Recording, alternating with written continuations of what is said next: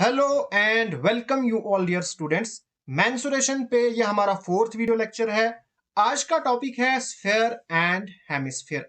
इन सारे लेक्चर्स की लिंक आपको डिस्क्रिप्शन में मिल जाएगी। अगर आप मेरे साथ टेलीग्राम पे जुड़ना चाहते हो, टेलीग्राम पे जाओ, वहां पे सर्च करो मलिक ट्यूटोरियल ऑफिशियल, इस ग्रुप को ज्वाइन करो। वहां पे आपको सारी अपडेट्स, पीडीएफ एंड इंफॉर्मेशन मिल जाएगी। Now let us start. Sphere sphere क्या होता है? स्फीयर सिंपल एक गोला होता है। जैसे ये हमारे पास बॉल है, ये बॉल किस शेप का है? स्फीयर की शेप का है। ठीक है, ये हो गया स्फीयर एंड ये हो गया स्फीयर का सेंटर एंड यहां से लेके यहां तक ये हो गया स्फीयर का रेडियस। नाउ सबसे पहले अगर हम बात करेंगे वॉल्यूम ऑफ स्फीयर, तो वॉल्यूम ऑफ स्फीयर, वॉल्यूम का फॉर्मूला क्या होता है? 4/3 पाई आर क्यूब। ठीक है, उसके बाद दूसरे नंबर पे अब देखो, ये बॉल है, इसको आप जहां जहां पे टच कर रहे हो ना, जब आप इस बॉल को हाथ में लोगे, जहां पे ये टच होगा उसको हम कहेंगे curved surface area of sphere. तो curved surface area of sphere क्या आएगा? वो होता है 4 पाई r²। ओके, एंड यहां पे आपको एक चीज याद रखनी है, स्फीयर में कर्व्ड सरफेस एरिया इक्वल होता है टोटल सरफेस एरिया। ऐसा क्यों? बिकॉज जब आप इस बॉल को देखोगे तो इसका जो टोटल सरफेस एरिया है वही तो कर्व्ड सरफेस एरिया है, बाकी तो कोई एरिया नहीं बचेगा जहां पे आप टच नहीं कर पाओगे। ठीक है, तो स्फीयर में क्या होता है? Curved surface area is equal to total surface area. बस स्फीयर में आपको दो ही फार्मूलाज याद रखने हैं। अब हम बात करेंगे हेमिस्फीयर की। नाउ आपके पास एक स्फीयर है, एक गोला है। जब आप इसको बीच से काटोगे ना तो आपके पास बनेगा हेमिस्फीयर। जो हेमिस्फीयर है ना, वो स्फीयर का क्या होता है? टुकड़ा होता है। जैसे ये है प्रीवियस, ये हमारे पास पूरा स्फीयर हो गया। इसको जब मैंने बीच से काटा ना तो मेरे पास क्या बन गया? हेमिस्फीयर बन गया। ठीक है, नाउ अगर हम देखेंगे वॉल्यूम ऑफ हेमिस्फीयर,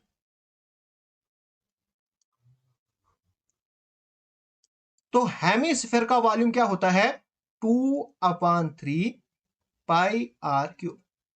अभी हमने देखा जो स्फीयर है इसका जो वॉल्यूम है उसका फॉर्मूला क्या है? 4/3 पाई आर क्यूब। ये है वॉल्यूम ऑफ स्फीयर। अब जो हेमिस्फीयर है ये स्फीयर का हाफ होता है, तो हाफ, तो यहां पे 4 था, यहां पे 2 आ गया। ठीक है, इसी तरह से curved surface area of hemisphere. अब यहां पे कर्व्ड सरफेस एरिया क्या आएगा? देखो, ये वाला जो पार्ट है ना, ये है कर्व्ड सरफेस एरिया। ठीक है, तो ये है स्फीयर का हाफ, तो यहां पे क्या आएगा? कर्व्ड सरफेस एरिया 2 पाई r²। अब देखो, curved surface area and total surface area जो स्फीयर है वहां पे क्या था? 4 पाई r²। ठीक है ना, ये वाला कर्व्ड सरफेस एरिया है, तो इसका आ गया हाफ 2 पाई r²। लेकिन इस वक्त जो हेमिस्फीयर है ना, यहां पे टोटल सरफेस एरिया भी होता है। बिकॉज देखो, ये तो आ गया ना कर्व्ड वाला हिस्सा, लेकिन अंदर से ये एक सर्कल भी आता है। जब हम स्फीयर को काटते हैं तो यहां पे ये सर्कल की शेप पे भी बढ़ जाता है, तो ये आएगा कर्व्ड सरफेस एरिया। अब जो टोटल सरफेस एरिया होता है ना, वो होता है कर्व्ड सरफेस एरिया प्लस जो एडिशनल होता है, तो एडिशनल ये एक सर्कल है, तो प्लस आएगा पाई r²। तो ये बनेगा 3 पाई r²। 2 पाई r² प्लस पाई r² कितना बन गया? 3 पाई r²। तो हेमिस्फीयर का जो वॉल्यूम है 2/3 पाई r³, कर्व्ड सरफेस एरिया 2 पाई r², टोटल सरफेस एरिया 3 पाई r²। अब हम क्वेश्चन करेंगे based on sphere and hemisphere. First question हमारे पास है, the total surface area of a sphere is 16 pi, find the volume of that sphere. Question में given है total surface area of sphere कितना है? 16 पाई। हमने फाइंड करना है वॉल्यूम ऑफ दैट स्फीयर। बहुत ही सिंपल क्वेश्चन है। अब total surface area of sphere क्या होता है? Total surface area of sphere वो होता है 4 पाई आर स्क्वायर।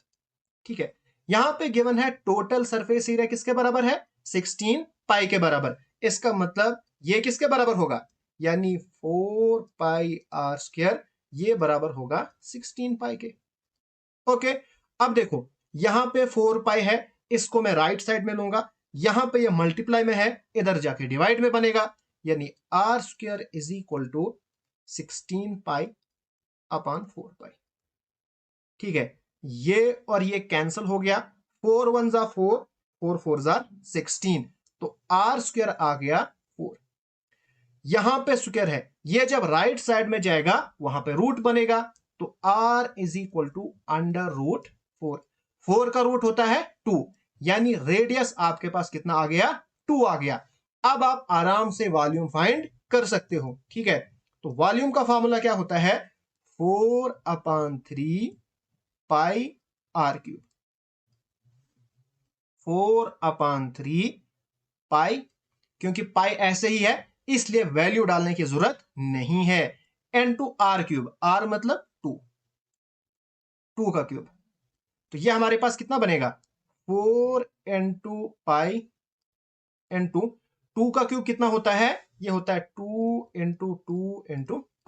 ये होगा 2 2 जा 4, 4 2 जा 8। ठीक है, तो बनेगा 8/3, 8 4 जा 32, तो बन गया 32 पाई अपॉन 3। यहां पे मिक्स्ड फ्रैक्शन में है तो इसको आप बना सकते हो, देखो 32 को डिवाइड करो 3 के साथ, तो 3 10 जा 30, कितना रहा, 2 रहा, यानी ये इधर आएगा, जो रिमाइंडर है वो जाएगा ऊपर और ये आएगा नीचे, यानी 10:2/3 पाई, ये आएगा required answer. So fourth option is the correct answer. Next question है, the ratio of curved surface area of two sphere is 4:9, what is the ratio of their volume. Question में हमारे पास गिवन है दो sphere हैं, उनका जो curved surface area है ना वो है 4:9, हमने फाइंड करना है रेशियो ऑफ देयर वॉल्यूम। ये क्वेश्चन भी बहुत सिंपल क्वेश्चन है। देखो कर्व्ड सरफेस एरिया, दो स्फीयर की बात हो रही है, जब भी दो की बात हो रही है तो यहां पे हम एज्यूम करेंगे radius. Late us suppose that एक स्फीयर है उसका रेडियस है r1 और दूसरा स्फीयर है उसका रेडियस है r2।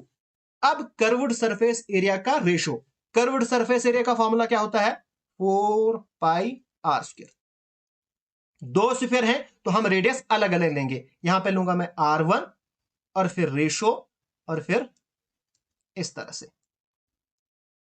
ओके, अब देखो ये वाला 4, ये वाला 4 कैंसिल हो गया, ये वाला पाई, ये वाला पाई कैंसिल हो गया। ठीक है, तो हमारे पास रेशियो आ गई r1 is to r2, r2 का स्क्वायर, r1 का स्क्वायर एंड r2 का स्क्वायर, ये हमारे पास आ गया ratio of curved surface area of two sphere. लेकिन यहां पे गिवन है 4:9, इसका मतलब दिस इज इक्वल टू 4:9।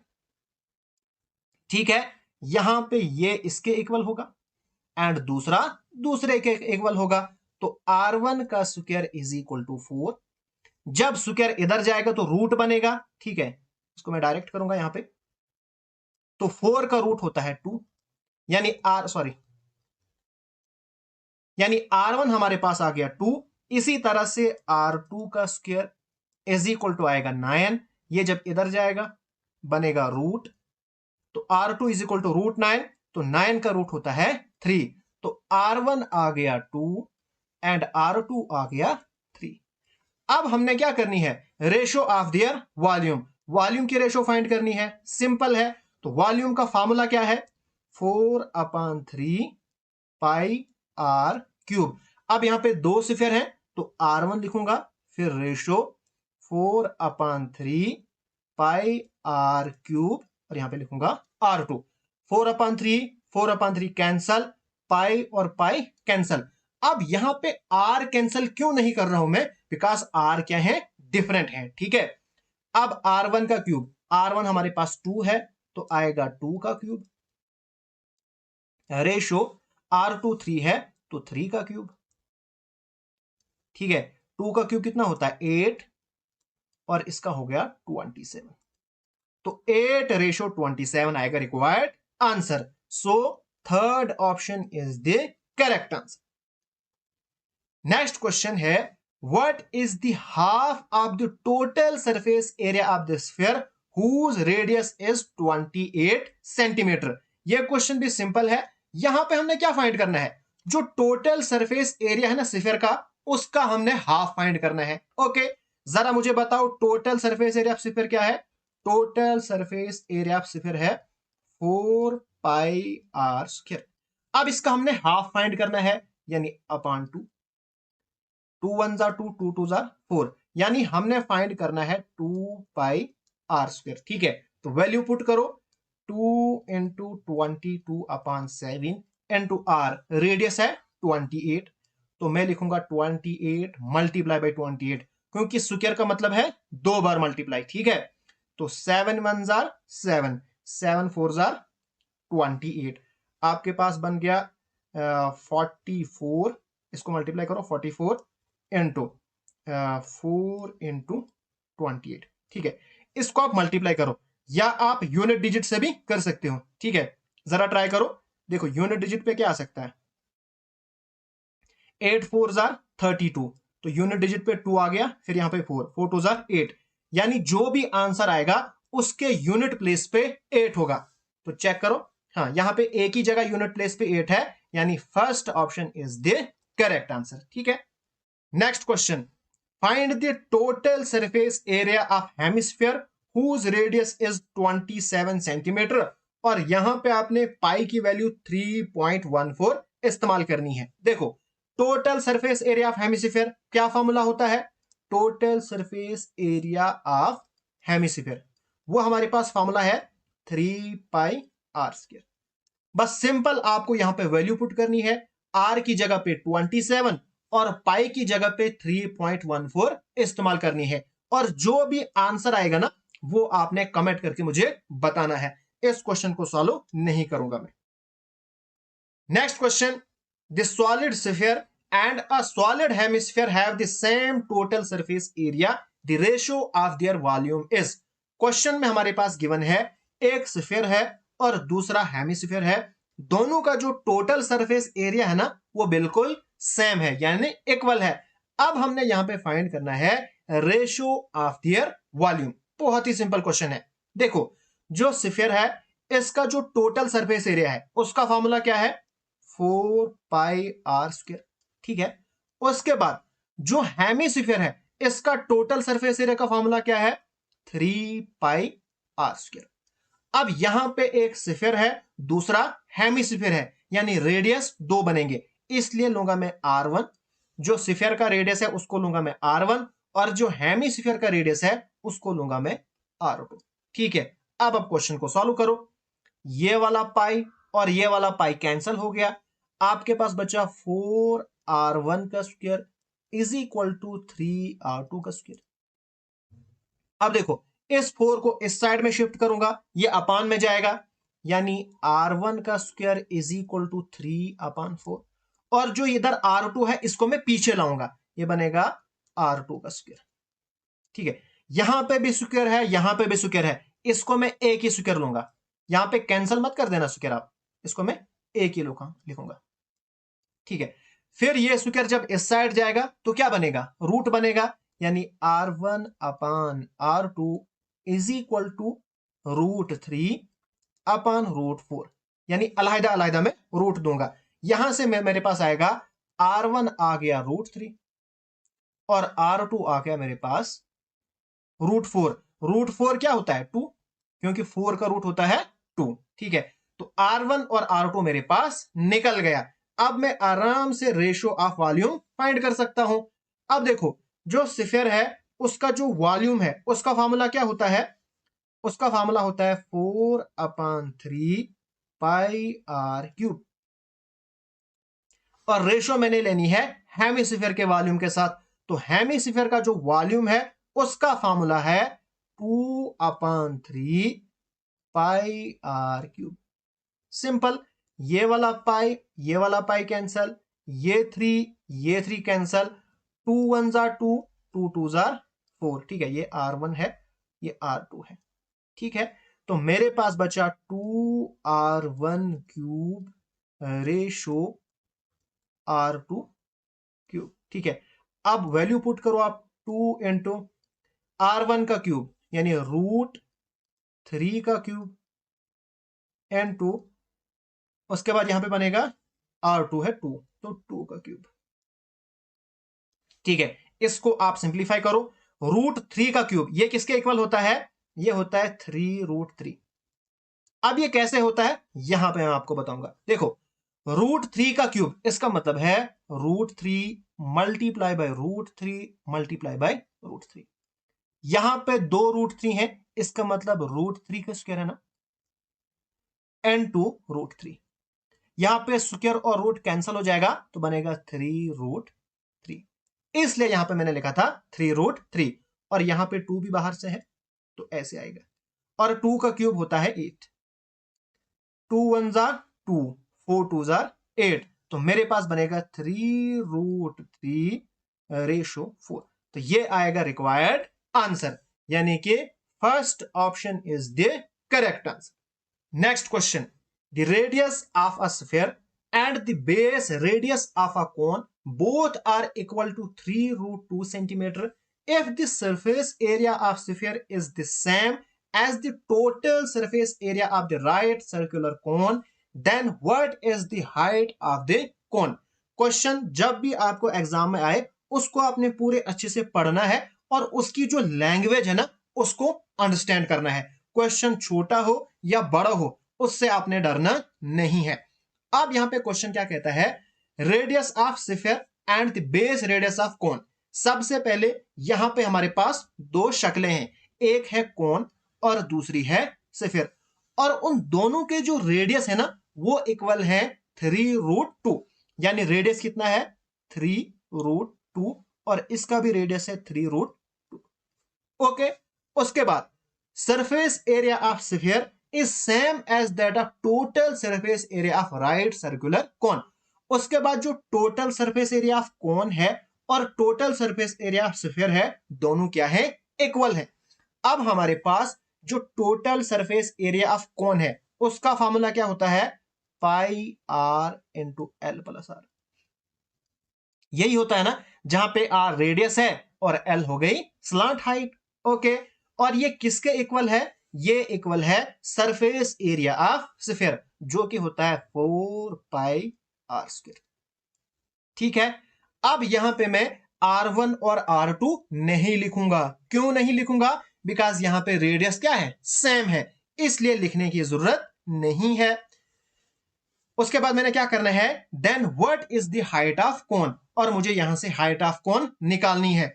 अब हमने ये क्वेश्चन समझ लिया, हमने total surface area of cone लिखा, total surface area of sphere, तो ऑटोमेटिकली यहां से खुद ब खुद हाइट ऑफ कोन निकल जाएगी। देखो कैसे निकलेगी, सबसे पहले ये और ये हो गया कैंसल, ये आर, एक आर और एक आर हो गया कैंसल, यहां पे आर स्क्वायर है यानी 2r है। ठीक है, अब यहां पे आया l plus r is equal to 4r।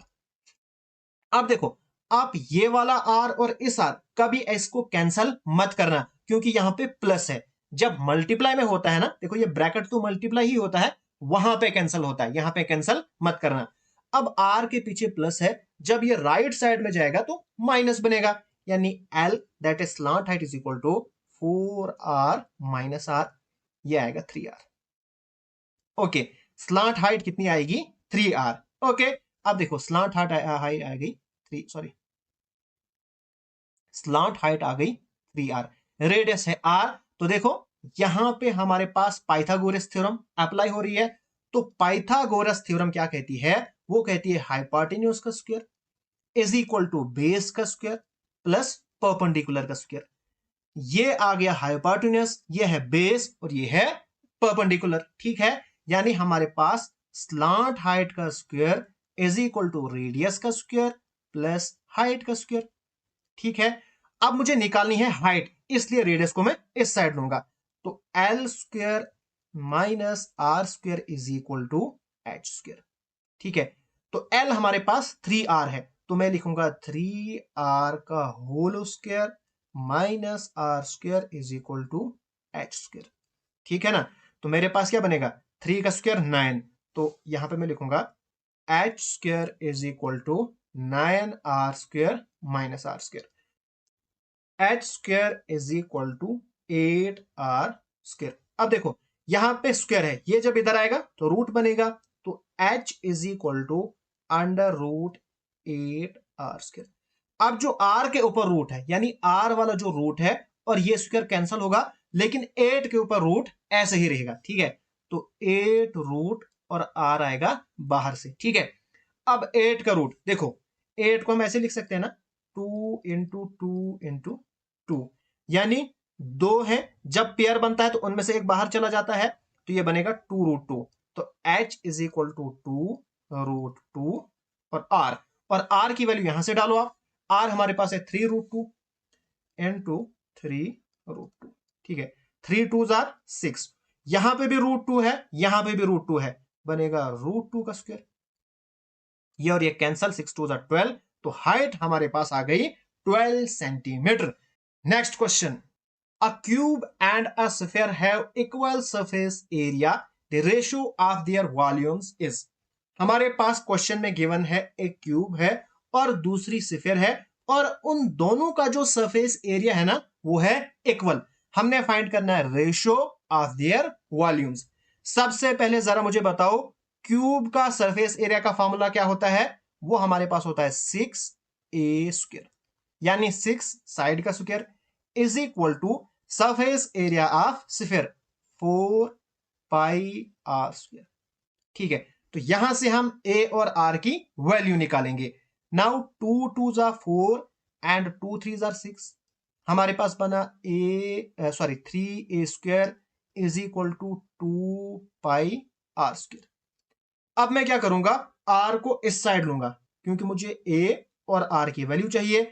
जब r लेफ्ट साइड में जाएगा, यानी इज इक्वल टू के इधर जाएगा तो अपान में जाएगा, यहां पे मल्टीप्लाई में है, इज इक्वल टू 2 पाई, और 3 को भी इस साइड लूंगा मैं, तो ये भी जाएगा अपान में। अब यहां पे भी स्क्वायर है, यहां पे भी स्क्वायर है, तो होल स्क्वायर आराम से मैं लिख सकता हूं, कोई मसला नहीं होगा। फिर इस स्क्वायर को इधर लूंगा मैं, तो रूट बनेगा, यानी a upon r is equal to under root pi, मैं अलहदा अलहदा रूट दूंगा। ठीक है, अपान रूट 3, तो a is equal to, a की वैल्यू आएगी रूट 2 रूट पाई, और जो r है इसकी वैल्यू आएगी रूट 3। ठीक है, अब मुझे क्या निकालना है, रेशियो ऑफ देयर वॉल्यूम। जरा मुझे बताओ, volume of a cube formula क्या होता है? वो होता है ए क्यूब, यानी साइड का क्यूब। अब इसकी हमने रेशियो निकालनी है, किसके साथ निकालनी है? वॉल्यूम ऑफ अ स्फीयर, यानी 4/3 पाई आर क्यूब। बस यहां पे आप वैल्यू पुट करो और आपका आंसर निकल जाएगा। अब ए हमारे पास है रूट 2 रूट पाई, ठीक है, और ये आएगा 4/3 पाई आर क्यूब, यहां पे रूट। ठीक है, अब देखो रूट 2 का क्यूब, अभी मैंने आपको बोला था रूट 2 का क्यूब अगर हम करेंगे तो बनेगा 2 रूट 2। फिर एक बार मैं समझाऊंगा, यहां पे देखो, रूट 2 का क्यूब का मतलब है root 2 into root 2 into n, दो, ये हमारे पास दो बनेंगे, यानी रूट 2 का स्क्वायर इंटू रूट 2, ये एक अलहदा बचेगा, ये और ये कैंसिल होगा तो 2 रूट 2 बनेगा। वही यहां पे मैंने कॉन्सेप्ट लगाया। अब रूट पाई का क्यूब यहां पे भी ऐसे बनेगा, पाई रूट पाई, ओके, 4/3 पाई, और यहां पे भी वैसे ही बनेगा 3 रूट 3। ओके, अब देखो ये पाई और ये वाला पाई कैंसिल हो गया, फिर ये वाला 3 और ये वाला 3 कैंसिल हो गया, और उसके बाद 2 1 जार 2, 2 2 जार 4, यहां पे हमारे पास बचा रूट 2 पाई, और रेशियो यहां पे हमारे पास बचा 2 रूट 3। अब देखो, अब आओ आप यहां पे आंसर पे, तो आंसर पे, सॉरी, यहां पे रूट पाई है, आंसर में हमारे पास रूट पाई तो है, लेकिन इसके साथ √2 नहीं है, इसका मतलब इसको इस साइड लिया गया है। यहां पे √π आया तो यहीं से आप आराम से इस वाले आंसर को कर सकते हो, लेकिन मैं आपको सॉल्व करना भी सिखाऊंगा।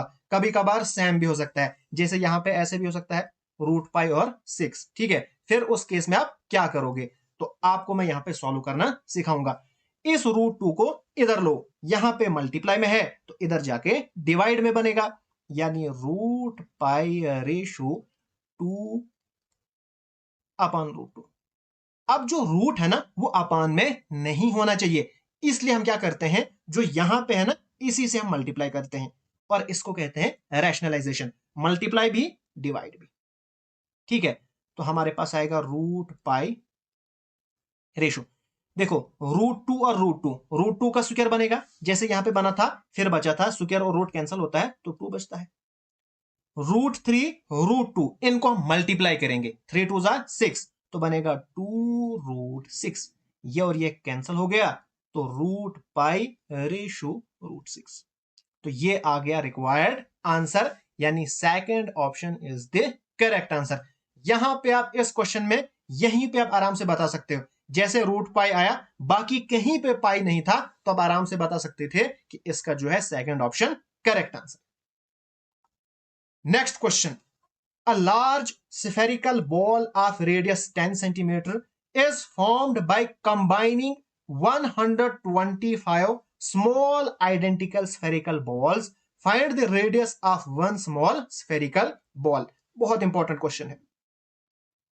क्वेश्चन क्या कहता है, एक बहुत बड़ी स्फेरिकल बॉल है, मैं यहां पे लूंगा एक बहुत सी बड़ी स्फेरिकल बॉल है जिसका रेडियस कितना है 10 सेंटीमीटर। ये कैसे बनी है, ये छोटी छोटी स्फेरिकल बॉल से बनी है, और वो कितनी है, वो 125 है, और हमने वो जो छोटी स्फेरिकल बॉल है ना उसका रेडियस फाइंड करना है।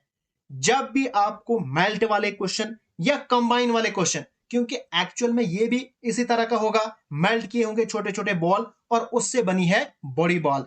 जब भी मेल्ट वाले क्वेश्चन होते हैं या ये कंबाइन वाले क्वेश्चन होते हैं तो उस वक्त जो फॉर्मूला इस्तेमाल होता है वो हमेशा किसका इस्तेमाल होता है, वॉल्यूम का इस्तेमाल होता है। यानी ये जो बड़ी स्फेरिकल बॉल है ना इसका वॉल्यूम मैं लिखूंगा 4/3 और यहां पे मैं लूंगा कैपिटल आर, बड़ी स्फेयर के लिए मैं लूंगा कैपिटल आर, 4/3 जो बड़ी स्फेयर है ये किसके इक्वल होगी, इसका जो वॉल्यूम होगा वो इक्वल होगा इन छोटे स्फेयर के बराबर, यानी 4/3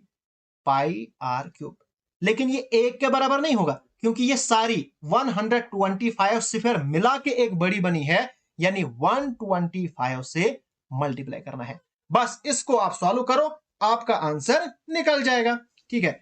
सबसे पहले 4/3 कैंसल, पाई और पाई कैंसल।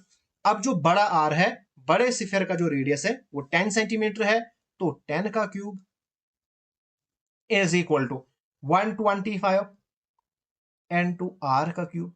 इसको जब इस साइड शिफ्ट करोगे तो 10 का cube upon 125 is equal to r का क्यूब, ठीक है।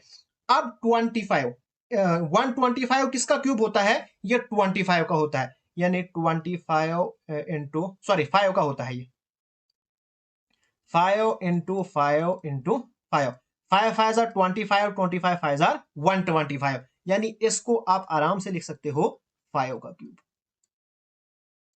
ठीक है। अब ये बनेगा 10/5 और दोनों में लेंगे एक ही cube is equal to r cube, ये क्यूब और ये कैंसल हो गया, ठीक है। तो 5 1 5, 5 2 10, तो आर आपके पास निकला 2 centimetre. Hence first option is the correct answer. Next question, 10 identical solid spherical balls of radius 3 centimeter are melted to form a single sphere. In this process, 20% of solid is wasted. What is the radius of bigger sphere? Question हमारे पास है 10 छोटी छोटी spherical balls जिनका radius 3 centimetre है, उनको melt किया गया है, पिघलाया गया है और एक बड़ी सी स्फेयर बनाई गई है, ठीक है। इस प्रोसेस में क्या होता है, 20% ऑफ जो मटेरियल होता है वो वेस्ट हो जाता है, ठीक है। अब हमने फाइंड करना है रेडियस ऑफ बिगर स्फीयर। तो यहां पे भी सेम कॉन्सेप्ट लगेगा। देखो 10 छोटी छोटी स्फीयर से बड़ी स्फीयर बनाई गई है, हम लिखेंगे 10 मल्टीप्लाई बाय छोटी स्फीयर का वॉल्यूम यानी 4/3 पाई आर क्यूब। ये किसके इक्वल होगा? ये होगा वॉल्यूम ऑफ बिगर स्फीयर यानी 4/3 पाई आर क्यूब। लेकिन यहां पे एक चीज है, वो है 20% ऑफ सॉलिड वेस्ट हुआ है, यानी यहां पे 20% वेस्ट हो गया, यानी सिर्फ 80% जो मटेरियल है उससे बड़ी स्फीयर बनाई गई है। तो इस 80% को यहां पे मल्टीप्लाई करना है। अब 80% को सबसे पहले हम फ्रैक्शन में कन्वर्ट करेंगे। ये बनेगा 80/100, 24/80 तो 25/100 यानी बनेगा 4/5। बस ये यहां पे आपने करना है, यानी जितना मटेरियल लगा है ना उससे आपने मल्टीप्लाई करना है। अब ये दोनों इक्वल बनेंगे और इनको आप सॉल्व करो। देखो 4/3 पाई 4/3 पाई कैंसिल हो गया, तो 5 1 जा 5, 5 2 जा 10, हमारे पास आएगा 4 2 जा 8 इनटू आर क्यूब। अब आर हमारे पास है, यानी जो स्मॉल स्फीयर है उनका रेडियस 3 है, तो 3 का क्यूब इज इक्वल टू यहां पे बचेगा कैपिटल आर। ठीक है, तो 8 को हम लिख सकते हैं ना 2 का क्यूब एन टू 3 का क्यूब, क्योंकि 2 2 जा 4 2 जा 8। ठीक है, इज इक्वल टू आर का क्यूब। अब हम क्या करेंगे, यहां पे भी क्यूब है यहां पे भी क्यूब है, एक ही क्यूब देंगे यानी 2 × 3 और एक ही क्यूब ऊपर से is equal to r cube. ये और ये हो गया कैंसल, 3 2 जा 6, तो आर हमारे पास आ गया 6, यानी जो बड़ी स्फीयर है ना उसका रेडियस रहेगा 6 centimetre. Next question, a solid sphere of radius 7 centimeter is melted to form cones of base radius 2 centimeter and height 5 centimeter. How many such cones can be formed? देखो यहां पे क्वेश्चन में क्या है, एक स्फीयर है उसको मेल्ट किया गया है और छोटी छोटी कॉन्स बनाई गई हैं। यहां पे हमने बताना है हम कितनी कॉन्स बना सकते हैं जिनका रेडियस 2 सेंटीमीटर होगा और हाइट 5 सेंटीमीटर। बहुत ही सिंपल क्वेश्चन ये भी है। सबसे पहले आपने यहां पे भी वॉल्यूम बराबर करने हैं, तो मैं लिखूंगा 4/3 पाई, क्योंकि स्फीयर बड़ी है तो आर में रखूंगा बड़ा, आप छोटा भी रख सकते हो कोई मसला नहीं है। ठीक है, इज इक्वल टू इससे क्या की गई है, छोटी कॉन्स बनाई गई हैं। अब जो कॉन है उसका वॉल्यूम क्या होता है 1/3 पाई आर स्क्वायर एच। ठीक है, इससे मैंने छोटी छोटी कॉन्स बनानी है, कितनी बनानी है वो मुझे नहीं है पता, तो मैं करूंगा मल्टीप्लाई बाय एन। एन होंगी नंबर ऑफ कॉन्स जो मैं बना सकता हूं, सिंपल।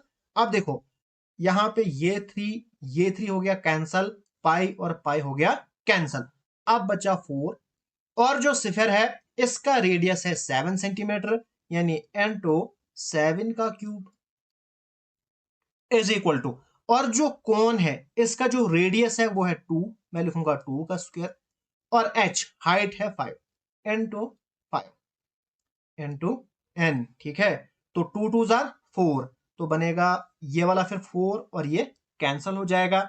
7 को 3 बार मल्टीप्लाई करो, 7 7 जार 49 और 49 7 जार होता है 343 इज इक्वल टू 5n।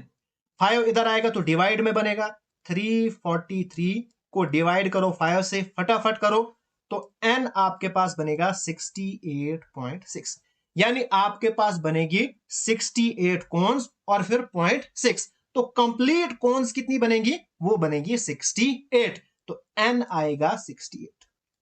तो हेंस जो नंबर ऑफ कॉन्स आप बना सकते हो वो है 68, that is third option is the correct answer. Next question, n solid metallic spherical balls are melted and recast into a cylindrical rod whose radius is 3 times that of spherical ball and height is 4 times radius of spherical ball. The value of n is, ये question भी same इसी तरह का question है। देखो n solid metallic spherical balls, n spherical balls हैं, उनको melt किया गया है एक बड़ा सा सिलेंड्रिकल रॉड बनाया गया, ठीक है। अब उस सिलेंड्रिकल रॉड का जो रेडियस है वो 3 टाइम है रेडियस ऑफ स्फेरिकल बॉल, और जो हाइट है वो 4 टाइम है रेडियस ऑफ स्फेरिकल बॉल। सबसे पहले यहां पे हम एज्यूम करेंगे, let us suppose that radius of spherical ball. अगर हमारे पास radius of spherical ball r है, जरा मुझे बताओ रेडियस ऑफ सिलेंडर क्या आएगा? तो रेडियस ऑफ सिलेंडर आएगा 3 टाइम्स स्फेरिकल बॉल यानी 3r, और जो हाइट ऑफ सिलेंडर है वो क्या है? 4 times the radius of spherical ball यानी 4r। बस इतना क्वेश्चन समझना था, बाकी जिस तरह से अभी तक मैंने क्वेश्चन किया बस वैसे ही आपको करना है। आपने एज्यूम करना था radius of spherical ball r, क्योंकि यहां पे गिवन नहीं है। उसके बाद इन्होंने खुद कहा है जो सिलेंड्रिकल रॉड है उसका रेडियस है 3 times of a spherical ball. हमने लिखा radius of cylinder is equal to 3 times radius of spherical ball, और हाइट है वो 4 टाइम है रेडियस ऑफ स्फेरिकल बॉल, वो हमने यहां पे लिख दिया। अब आप आराम से क्वेश्चन कर सकते हो।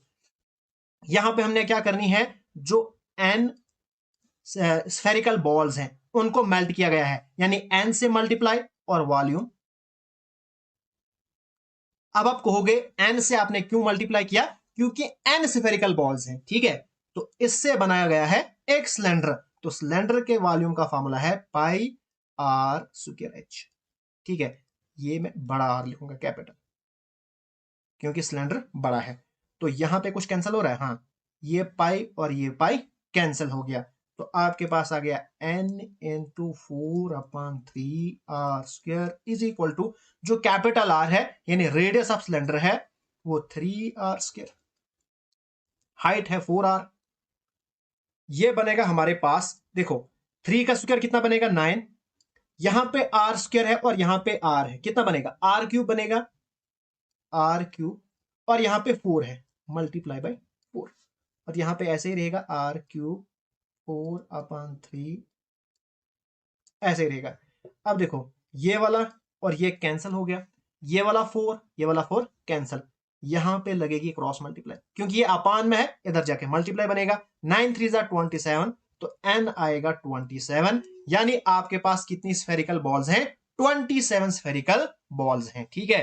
Hence fourth option is the correct answer. Next question, a solid sphere of surface area S is cut into 4 equal pieces by 2 radial planes. The total surface area of all the pieces.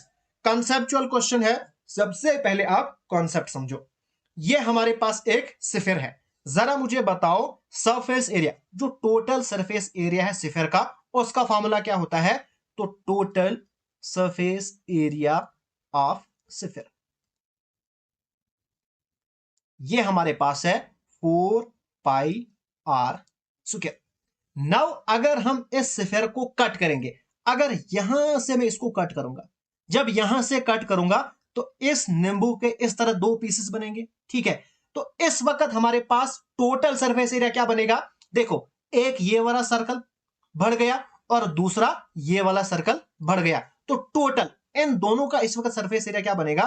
पहले जो बाहर से था, अब जो नींबू बाहर से थे वो तो वैसे ही रहेंगे, यानी जो सरफेस एरिया बाहर से है वो तो वैसे रहेगा ना, यानी 4πr² वो तो रहेगा, प्लस ये वाला सर्कल यानी πr², और ये वाला सर्कल प्लस πr², यानी कि जब हम एक कट करेंगे, वन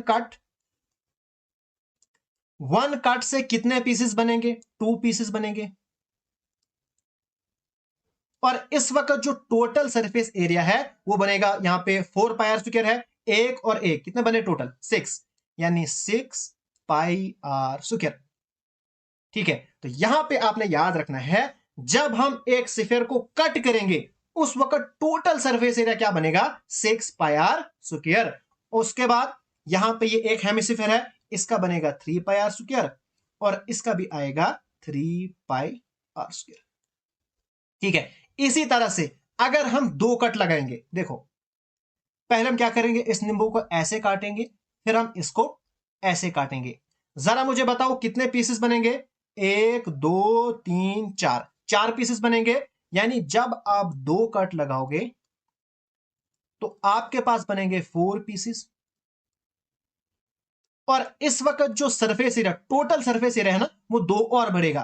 पहले था कितना? 4 पाई r स्क्वायर, फिर बना 6 पाई r स्क्वायर, अब बनेगा 8 पाई r square.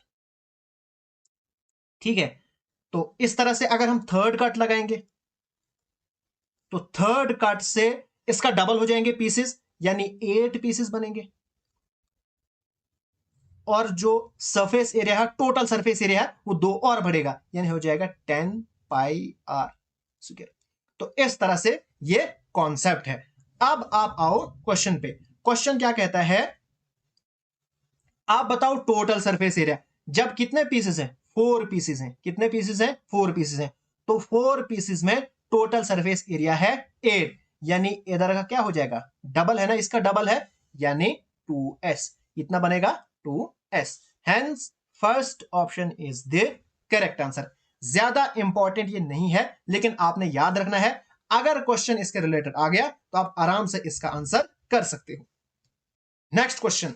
A cone, a hemisphere and a cylinder stand on equal basis and have the same height, the ratio of their volume is। बहुत ही इंपॉर्टेंट क्वेश्चन है, काफी बार एग्जाम में पूछा गया है। एक कोन है, एक हेमिस्फीयर है और एक सिलेंडर है। Stand on equal basis. इस इक्वल बेसिस का मतलब यह है कि इनका रेडियस इक्वल है। क्या है? Radius is equal. उसके बाद and have the same height, और जो हाइट है वो भी क्या है? सेम है। देखो, ये हमारे पास हेमिस्फीयर है, ठीक है, इसका रेडियस और इन सब का रेडियस बराबर है। एक चीज आपने याद रखनी है, हेमिस्फीयर में हेमी हेमिस्फीयर में radius is equal to height. जो हेमिस्फीयर का रेडियस होता है ना, वही हेमिस्फीयर की हाइट भी होती है। ठीक है, तो इन सब का रेडियस हाइट सब बराबर होगा। ठीक है, तो इसकी अब हम रेशो निकालेंगे। जरा मुझे बताओ, सबसे पहले कौन है, तो कौन के वॉल्यूम का फॉर्मूला क्या है? कौन के वॉल्यूम का फॉर्मूला है 1/3 पाई r स्क्वायर h। फिर सिलेंडर का आपने लिखना है 2/3 पाई r क्यूब। इसी तरह से आपने लिखना है हेमिस्फीयर का, सॉरी दूसरे नंबर पे हेमिस्फीयर है, हाँ ये तो हेमिस्फीयर का ही लिखा था मैंने, 2/3 पाई r क्यूब। और तीसरे नंबर पे सिलेंडर है पाई r स्क्वायर h। अब देखो, इनका रेडियस और हाइट सब बराबर है, इसलिए मैं यहां पे कैंसिल कर सकता हूं। पाई पाई और पाई हो गया कैंसिल। अब देखो, यहां पे मैं r क्यूब लिख सकता हूं। क्यों? क्योंकि h is equal to r, तो h की जगह पे r लिख सकते हो। अब मैंने एच आर के बराबर क्यों लिखा है? बिकॉज हाइट इक्वल है, तो ये बनेगा r क्यूब। यहां पे भी r क्यूब है, इसी तरह से यहां पे भी बनेगा r क्यूब, और ये भी हो जाएंगे कैंसिल। तो मेरे पास आएगा 1/3 रेशो 2/3 और रेशो 1। अब यहां पे अपान में 3 है, इसको हमने हटाना पड़ेगा। हटाएंगे कैसे? जब मल्टीप्लाई करेंगे 3 के साथ। यहां पे ये और ये कैंसल, ये और ये कैंसल, और 3 1 3, यानी 1/2/3। ये आएगा required answer. Hence second option is the correct answer. Next question. A hemisphere is placed above a cylinder. The radius of both cylinder and hemisphere is the same, and the total height of a complete figure is 33 centimeter.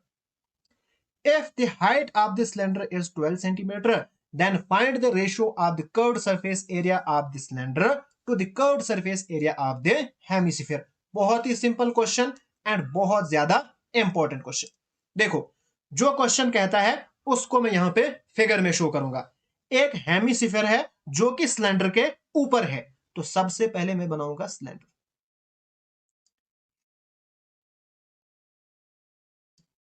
Okay, ये हमारे पास हो गया cylinder, और इस cylinder के ऊपर है hemisphere, तो इसके ऊपर क्या है? ठीक है, सॉरी,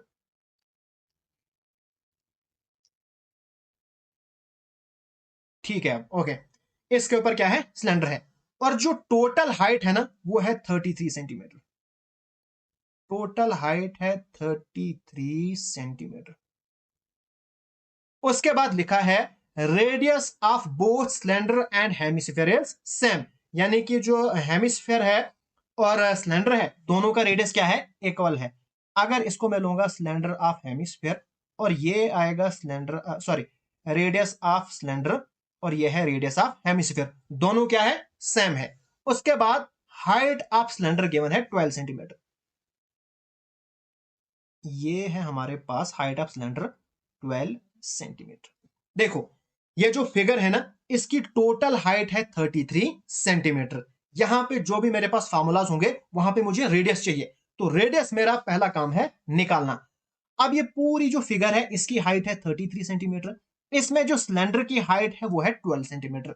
बाकी जो हाइट बचेगी ना वो हाइट बचेगी इस हेमिस्फीयर की। कितनी बचेगी, वो बचेगी 33 माइनस 12, वो हमारे पास आएगी 21। यानी हाइट ऑफ हेमिस्फीयर वो हमारे पास है 21।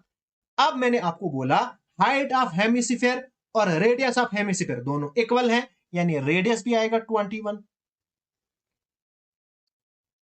रेडियस आएगा 21। और यहां पे लिखा है radius of both cylinder and hemisphere is same, यानी सिलेंडर का भी 21 ही है। ठीक है, तो रेडियस मेरे पास निकल गया, रेडियस इज इक्वल टू 21 दोनों का। ठीक है, उसके बाद हाइट ऑफ सिलेंडर है 12 और हाइट ऑफ हेमिस्फीयर इसकी हमें जरूरत नहीं पड़ती है। अब मुझे निकालना है ratio of curved surface area of cylinder और हेमिस्फीयर। तो जरा मुझे बताओ सिलेंडर का कर्व्ड सरफेस एरिया क्या होता है, वो होता है 2 पाई आर एच और हेमिस्फीयर का क्या होता है 2 पाई आर स्क्वायर। फटाफट से इनके रेशियो निकालो। तो 2 pi r h ratio 2 pi r square, cancel pi pi cancel, यहां पे आर कैंसल होगा क्योंकि आर सेम है, तो एक आर और एक आर कैंसल, तो एच रेशो आर आ गया इनकी रेशो। हाइट कितनी है सिलेंडर की, वो है 12 और रेडियस है 21। अब 3 4 जा 12 and 7 3 are 21, that is 4:7. This is the required answer. Hence first option is the correct answer. आज का टॉपिक यहीं पे खत्म होता है। अगर आपको ये वीडियो पसंद आए तो प्लीज इस वीडियो को लाइक जरूर कीजिएगा। अभी तक अगर आपने मेरा चैनल सब्सक्राइब नहीं किया है तो सब्सक्राइब जरूर कीजिएगा। Thanks for watching.